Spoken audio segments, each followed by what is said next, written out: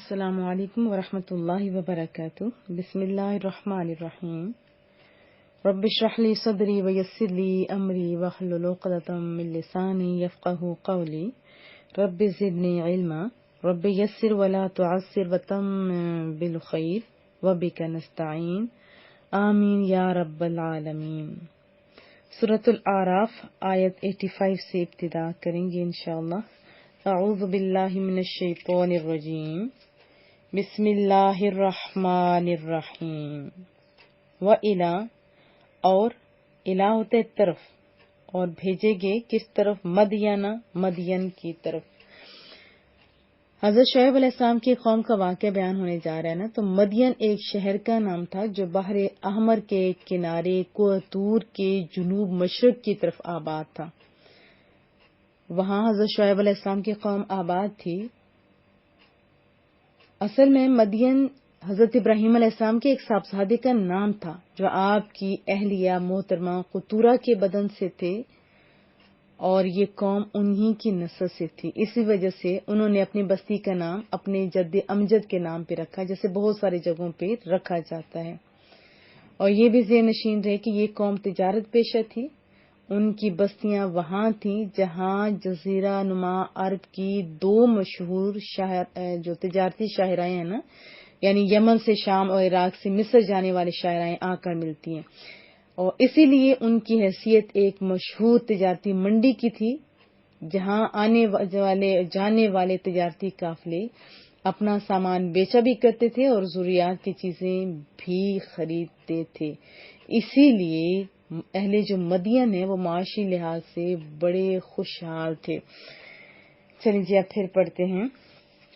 وَإِلَىٰ مَدْيَنَ، اور مدین کی طرف اخاہم، ان کے بھائی شعیبہ، حضرت شعیب علیہ السلام کو بھیجا گیا۔ اور مدین کی طرف، شہر مدین کی طرف ان کے بھائی حضرت شعیب علیہ السلام کو بھیجا گیا۔ اور حضرت شعیب علیہ السلام نے کیا فرمایا؟ قال، فرمایا، یا قومی، اے میری قوم، اعبدوا اللہ، اللہ کی بندگی کرو، اللہ کی عبادت کرو، ما لکم، نہیں تمہارے لیے، من الہ، کوئی معبود، غیر، علاوہ ہو اس کے، یعنی اللہ کے علاوہ کوئی اور معبود نہیں۔ قال یا قوم اعبدوا اللہ ما لکم من الہ غیرہ، انہوں نے فرمایا، اے میری قوم، عبادت کرو اللہ تعالی کی، تمہارا کوئی اللہ یا کوئی خدا اس کے بغیر نہیں ہے، یعنی اللہ ہی کی عبادت کرو، اس کے سوا تمہارا کوئی معبود نہیں ہے، یعنی جس کی عبادت کی جائے۔ قد جاءتکم، تحقیق تمہارے پاس آ پہنچی، بینہ، نشانیاں، روشن دلیل، من ربکم، تمہارے رب کریم کی طرف سے۔ قد جاءتکم بینۃ من ربکم، بے شک تمہارے پاس تمہارے رب کی طرف سے روشن دلیل آ گئی ہے۔ پس اوفو، پورا کرو، کیلا، ماپ کو، والمیزان، اور تول کو۔ فاوفوا الکیل والمیزان، تو پورا کرو ناپ اور تول کو، ولا تبخسوا، اور نہ گھٹا کر تم مت کم کرو۔ ظلم سے گھٹانا ہوا نا، ذرا پیسے پورے کے لیے اور گھٹا کر دینا، یہ ظلم ہے نا۔ ولا تبخسوا الناس، اور نہ تم گھٹا کر دو لوگوں کو، اشیاء، شیء کی جمع اشیاء، ہم ان کی۔ ولا تبخسوا الناس اشیاءہم، اور نہ لوگوں کو ان کی چیزیں گھٹا کر دو۔ ولا تفسدوا، اور نہ فساد برپا تم لوگ کرو، فی الارض، زمین میں، بعد اصلاحہا، اس کی اصلاح کے بعد۔ ولا تفسدوا فی الارض بعد اصلاحہا، اور زمین میں اس کی اصلاح کے بعد فساد برپا نہ کرو۔ ذالکم، یہ تمہارے لیے، ذالکم، یہ خیرن، بہتر ہے، یہ تمہارے لیے بہتر ہے۔ اللہ کے احکام بہتر ہی ہوتے ہیں نا۔ ذالکم خیرن، یہ بہتر ہے، لکم، تمہارے لیے، ان کنتم مؤمنین، اگر تم ایمان لانے والے ہو، اگر تم صاحب ایمان ہو، اگر تم صاحب ایمان ہو تو سمجھ لو کہ یہ بات تمہارے حق میں بہتر ہے، اور یہ بھی کہہ سکتے ہیں کہ یہ بہتر ہے تمہارے لیے اگر تم ایمان لانے والے ہو۔ وَلَا تَقْعُدُوا، اور نہ تم بیٹھا کرو، مت تم بیٹھا کرو، بِكُلِّ الصِّرَاطِ، ہر راستے پر۔ صراط کا لفظ آپ کو یاد ہو چکا ہوگا، اهدنا الصراط المستقیم، اور مت بیٹھا کرو ہر راستے پر، توعدون، کہ ڈراؤ، کہ تم لوگ ڈراؤ، دھمکاؤ۔ پیچھے بھی ہم نے پڑھا تھا نا، جب حضرت صالح علیہ السلام کی بات پڑھ رہے تھے اور انبیاء کرام کی بات پڑھ رہے تھے تو انہوں نے کیا کہا تھا کہ جس چیز سے تم لوگ ہمیں ڈراتے ہو وہ تم لے آؤ۔ وہاں تھا تعدونا، اور یہاں ہے توعدونا، تم ڈراتے ہو، تم دھمکاتے ہو۔ وَلَا تَقْعُدُوا، اور تم مت بیٹھا کرو، بِكُلِّ الصِّرَاطِ، ہر راستے پر، توعدون، ڈرا رہے ہو تم۔ وَلَا تَقْعُدُوا بِكُلِّ الصِّرَاطِ تُوعِدُونَ، اور مت بیٹھا کرو راستوں پر کہ تم راہگیروں کو ڈرا رہے ہو یا ڈراتے ہو۔ مت بیٹھا کرو راستے پر، کیوں کہ تم راہگیروں کو ڈراتے ہو، وَتَصُدُّونَ، اور روک رہے ہو تم یا تم روکتے ہو، عن سبیل اللہ، اللہ کی راہ سے، من آمنا، جو ایمان لایا، بہی، اللہ، اس کے ساتھ، یعنی اللہ کے ساتھ، وَتَبْغُونَهَا، اور تم اس میں تلاش کرتے ہو، یعنی اس راستے میں، اللہ کے راستے میں، عوجا، عیب، وَتَصُدُّونَ عَن سَبِيلِ اللَّهِ مَنْ آمَنَ بِهِ وَتَبْغُونَهَا عِوَجًا، پیچھے تھا تم راہگیروں کو ڈرا رہے ہو، اور دوسری بات، اور تم اللہ کی راہ سے روک رہے ہو جو ایمان لایا اللہ کے ساتھ، اور تم اس میں عیب تلاش کر رہے ہو۔ وَاذْكُرُوا، اور یاد کرو، اذ کنتم، جب تم تھے، قلیلاً، قلیل تھے، تھوڑے تھے، فَكَثَّرَكُمْ، پھر اس نے تمہیں بڑھا دیا، اللہ تعالیٰ نے تمہاری کثرت کر دی، بڑھا دیا، زیادہ کر دیا تمہیں۔ وَاذْكُرُوا اذ كُنتُمْ قَلِيلًا فَكَثَّرَكُمْ، اور یاد کرو وہ وقت جب تم تھوڑے تھے پھر اس نے تمہیں بڑھا دیا۔ وَانظُرُوا، اور دیکھو، کیفا، کیوں کر، یا کیسے، یا کیا، کانا، ہوا، عاقبہ، انجام، عاقبت، آخرت، انجام، مفسدین، فساد برپا کرنے والوں کا، خرابی پیدا کرنے والوں کا، خرابی کرنے والوں کا۔ وَانظُرُوا کیف کان عاقبۃ المفسدین، اور دیکھ لو کہ خرابی کرنے والوں کا انجام کیا ہوا، کیسا ہوا۔ یا آپ یہ بھی کہہ سکتے ہو، اور دیکھو کیا ہوا انجام فساد برپا کرنے والوں کا۔ وَإِن كَانَ، اور اگر ہے طائفہ، ایک گروہ، منکم، تم میں سے، آمنوا، ایمان لا چکا، بالذی، اس کے ساتھ جو، یا اس چیز پر، ارسلت، مجھے بھیجا گیا، یعنی مجھے دے کر بھیجا گیا، وَطَائِفَةٌ، اور ایک گروہ، لم یؤمنوا، ایمان نہیں لایا، فاصبروا، تو کیا حکم ہے، پس اسبروا، صبر کرو، حتیٰ، یہاں تک کہ، یحکم، وہ فیصلہ کر دے، اللہ تعالیٰ، یحکم اللہ، وہ فیصلہ کر دے اللہ تعالیٰ، بیننا، ہمارے درمیان، وہو خیر الحاکمین، وہو خیر الحاکمین، اور وہ سب سے بہتر فیصلہ کرنے والا ہے، حاکم ہے، حکم کرنے والا ہے، فیصلہ کرنے والا ہے، حکمن اس کا مصدر ہے۔ وضاحت جان لیتے ہیں۔ مدین حضرت شعیب علیہ السلام کے قبیلے کا نام تھا جو میں نے آپ کو بتایا، اور ان کی بستی کا نام بھی مدین تھا۔ اس بستی کا نام مدین اس لیے ہوا کہ یہ لوگ حضرت ابراہیم علیہ السلام کی اولاد سے تھے، اور ان کے ایک بیٹے کا نام مدین تھا، یعنی اولاد میں سے ایک بیٹے کا نام مدین تھا۔ مدین اور مصر کے درمیان 80 دن کے سفر کی مقدار فاصلہ تھا۔ حضرت شعیب بھی اور حضرت ابراہیم علیہ السلام کی اولاد سے ہیں۔ اور آپ کی جو دادی تھی نا حضرت لوط علیہ السلام کی بیٹی تھی.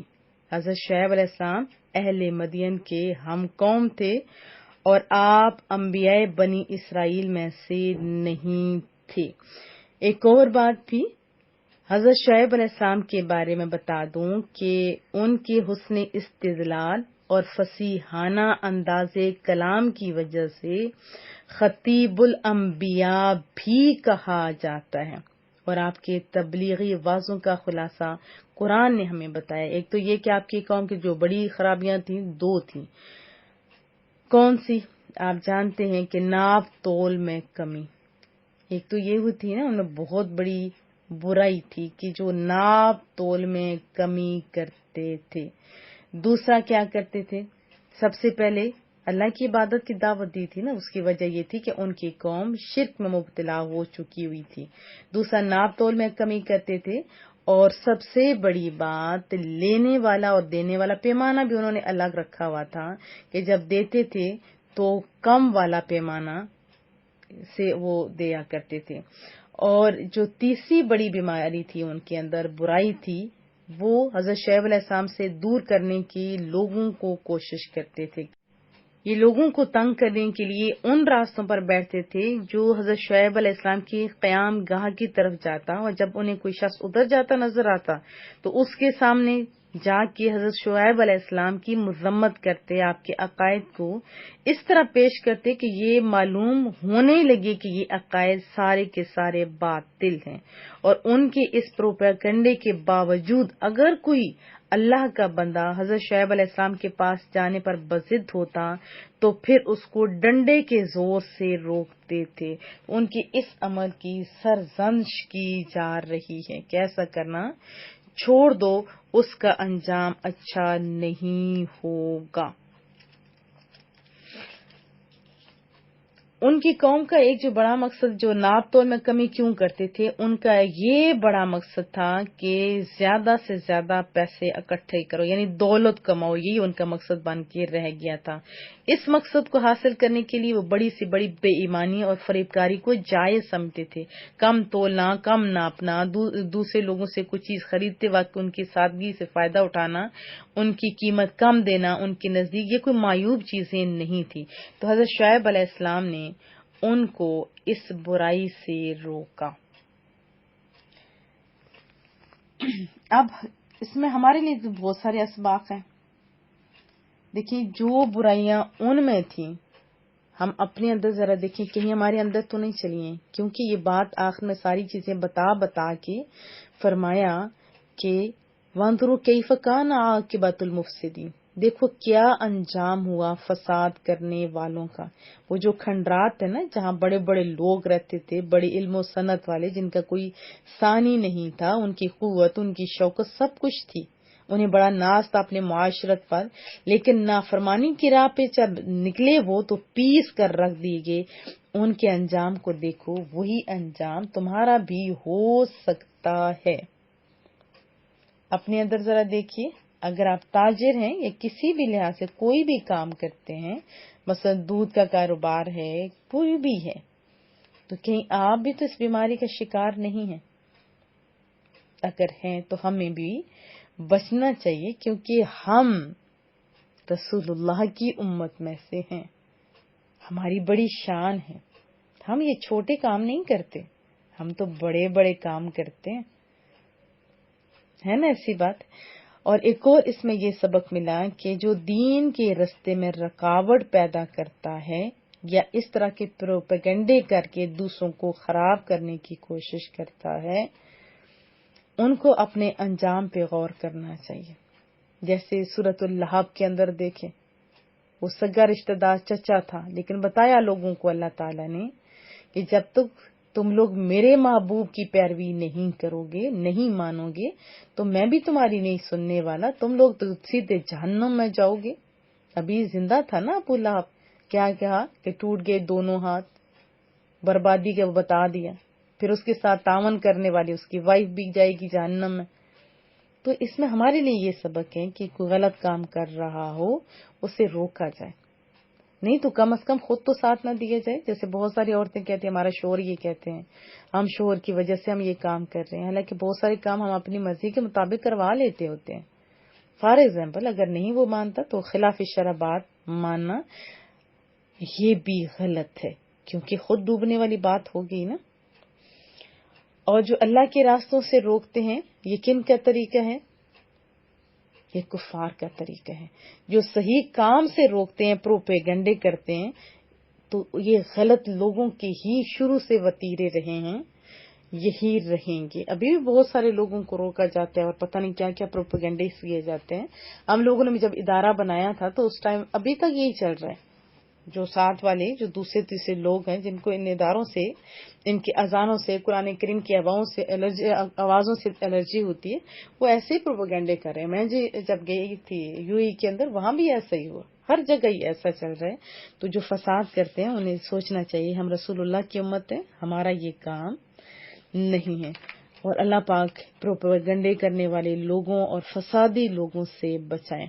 پھر ایک اور بات جو آخری آیت کے اندر ہمیں اللہ تعالیٰ نے بتائی، جیسے یہ تو کفار کی بات تھی نا کہ اگر ایک گروہ ایمان لائے دوسرا نہ لائے تو تم صبر کرو.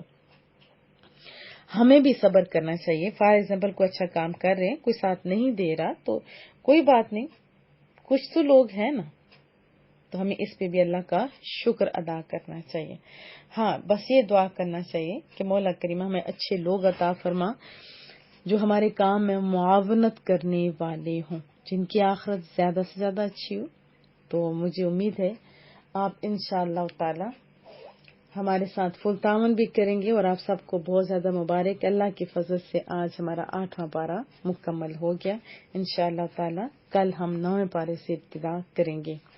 کریم رب سے دعا ہے کہ مولا کریمہ ہمیں سننے، سمجھنے اور عمل کرنے کی توفیق عطا فرما، اور ناز تک بار بار قرآن کریم پڑھنے، پڑھانے اور عمل کرنے کی توفیق عطا فرما. ذہنی اور قلبی سکون عطا فرما. ہمارے گھروں پر، ہمارے فیملیز کے لوگوں پہ، ہمارے بچوں پہ، ہمارے اداروں پہ، ہمارے ادارے کے ساتھ تعاون کرنے والے ہر بندے پہ رحم فرما. وصلی اللہ تعالی علی محمد. سبحانک اللہم و بحمدک، نشہد ان لا الہ الا انت، نستغفرک و نتوب الیک. اور اسپیشلی اللہ کریم سے یہ بھی دعا کریں کہ جو لوگ ہمارے اس کام میں لکھنے والے، لکھانے والے، فارورڈ کرنے والے، سننے والے، اللہ سب کی دونوں جہاں روشن فرما، پریشانیاں دور فرما.